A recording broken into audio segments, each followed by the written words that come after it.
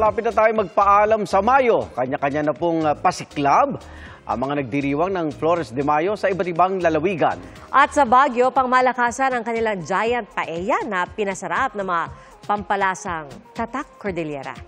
Makibiyahing saksi kay Paul Hernandez ng GMA Regional TV, Balitang Southern Tagalog.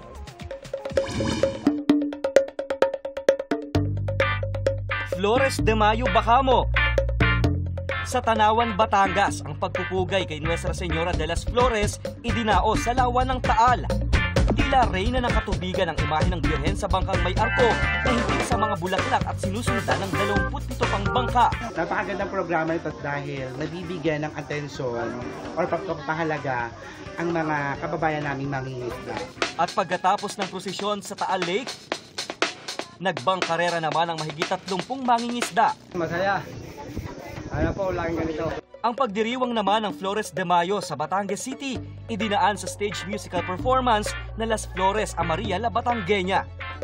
Sa pamamagitan ng awitin at sayaw, binigyang pugay sa pagkatanghalang papel ni Maria sa buhay ni Jesucristo.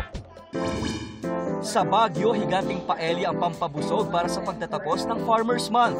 Pasok ito sa panlasa ng Cordillera dahil ang mga sangkap, heirloom rice ng Apayao, pinuneg o blood meat sausage ng Kalinga, kiniing o smoked meat ng Mountain Province, longganisang Abra, mga gulay ng Benguet.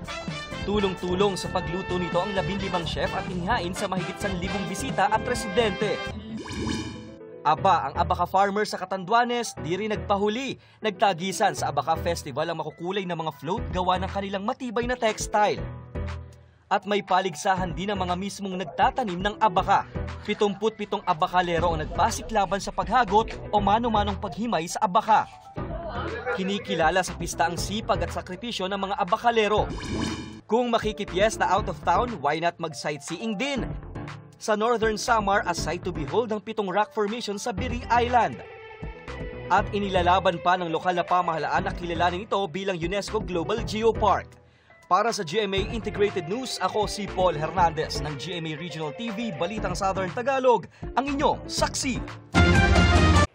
Mga kapuso, sama-sama tayong maging saksi.